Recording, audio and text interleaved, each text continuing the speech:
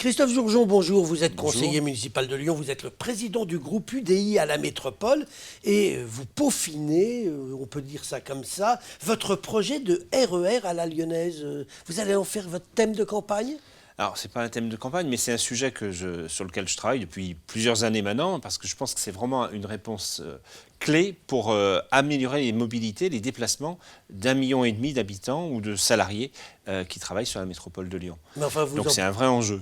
On a bien compris, mais vous en parlez beaucoup, vous peaufinez ce dossier dont on va parler sur le fond. Vous pensez que ça va faire la différence pour les élections ? Je pense que c'est un point central pour tous les Lyonnais et tous les métropolitains. Donc il y a les mobilités, il y a le logement, entre autres choses. Vous n'êtes pas le seul à vous intéresser à ce sujet. Je ne suis pas le seul, mais par contre, les propositions et les solutions que je fais sont originales et permettent effectivement de franchir un cap, un pas en termes d'amélioration des déplacements. Vous dites que votre projet a inspiré la ministre des Transports. Franchement, vous croyez que le gouvernement a eu besoin de vous pour s'apercevoir que les mobilités, que les transports, c'est aujourd'hui l'un des sujets majeurs ? Ce qui est certain, c'est que ce qu'a dit Madame la ministre mercredi à Bordeaux, nous le disons, et je le dis depuis 2 ans à Lyon. C'est la seule chose qui est factuelle. Après, chacun est libre de son interprétation. Bon, parlons maintenant du fond. Exactement. Voilà, parce que c'est ce qui intéresse quand même ceux qui nous écoutent. Vous voulez créer un RER à la lyonnaise, c'est-à-dire que vous voulez qu'il y ait accord entre la métropole et la région pour que les TER et le métro et les transports en commun lyonnais de l'agglomération lyonnaise soient fusionnés, en fait, qu'on puisse circuler de l'un à l'autre avec le même abonnement. Pour apporter des réponses, c'est la première chose, c'est effectivement pouvoir prendre un TER sur la métropole lyonnaise avec son abonnement TCL. Ça existe à Grenoble, à Strasbourg, à Lille, à Marseille, donc ça doit pouvoir être possible à Lyon. Donc ça coûte rien sauf un accord politique. Voilà, c'est un accord politique entre la métropole et la région, ça c'est la première chose, et il n'y a pas d'investissement supplémentaire. Par contre, on élargit l'offre de déplacement, de mobilité, pour tous les citoyens et tous les salariés qui sont sur la métropole. Donc ça, c'est une première chose. Ça, c'est une première étape qui peut aller très vite. Quelques mois. Deuxième chose, vous proposez 4 lignes nouvelles de RER qui feraient nord-sud et est-ouest. Pour faire court, c'est ça.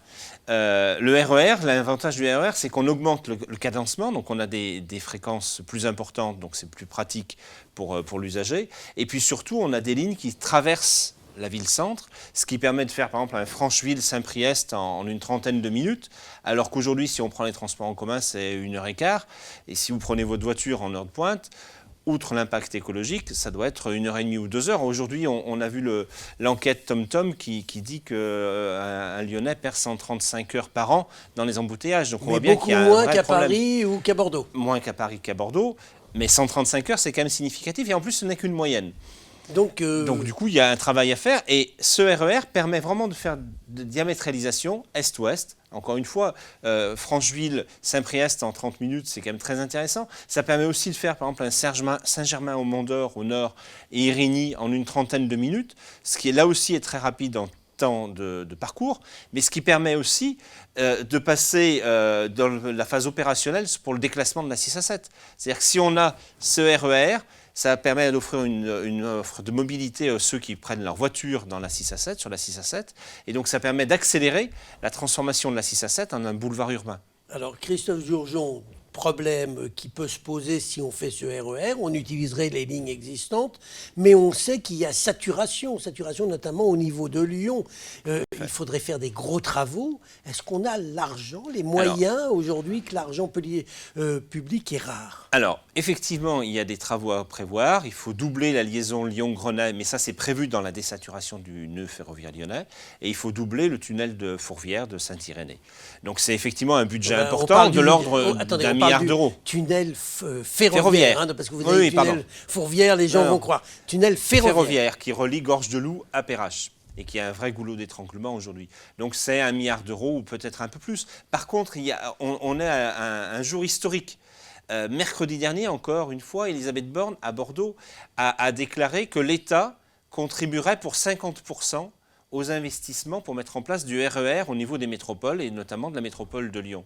Ça fait des dizaines d'années que tous les provinciaux, tous les élus locaux réclament à l'État d'investir sur les transports en commun en province comme il le fait au niveau de Paris. On parle non-stop des projets de Grand Paris où l'État investit, je crois, 30 à 40 milliards d'euros sur les transports en commun. Là, pour une fois, l'État nous dit « chiche, je mets 50% du budget ». Donc, à nous de saisir la balle au bon et effectivement de construire ce projet avec une temporalité très, très brève, puisque la ministre demande à ce que les projets lui soient remontés pour le 31 décembre 2019, c'est-à-dire dans 7 mois. Vous allez lui envoyer dès aujourd'hui votre projet. Nous, ça fait 2 ans qu'on travaille dessus, donc on a un projet. Mais moi, j'appelle vraiment solennellement les présidents de la région Auvergne-Rhône-Alpes et de la métropole de Lyon à justement ne pas faire des mobilités un enjeu électoral, mais de faire un enjeu politique avec un grand P, politique de la cité. Et il faut que le président de la région et le président de la métropole travaillent main dans la main dans les semaines à venir pour proposer un projet qui soit approuvé et défendu par les 2 collectivités avant le 31 décembre 2019. Donc sinon, on passe à côté du train, c'est le cas de le dire. Voilà, à côté du train et à côté du financement éventuel. Et à côté du financement de l'État. Et si on arrive à se mettre d'accord dans les semaines à l'avenir, ça veut dire qu'à 5 ou 10 ans, on a un RER au niveau de la métropole de Lyon. Ça peut aller vite, donc ça peut aller vite. 10 ans. Avant de nous quitter, juste un petit mot. Si on fait ce RER, est-ce qu'on a encore besoin de l'anneau des sciences ? Je pense et est-ce qu'on a les moyens de faire l'anneau des sciences ? Alors, c'est 2 questions différentes. Mais qui sont un peu liées. Le problème de moyens, effectivement, on aura du mal à tout financer, surtout dans un laps de temps réduit, puisque l'enjeu, c'est d'aller quand même assez vite. Les mobilités, les problèmes de circulation et de déplacement, c'est aujourd'hui, c'est pas pour dans 20 ans qu'on les a. Les problèmes d'environnement et de qualité de l'air, c'est aujourd'hui, pour éviter la catastrophe dans 20 ans. Ça, c'est la première question. Et la deuxième question sur est-ce que l'anneau des sciences est nécessaire ?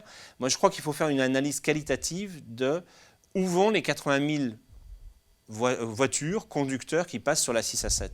Si effectivement, la mise en place du RER permet de répondre à leurs besoins de déplacement majoritairement, l'anneau des sciences doit être revisité.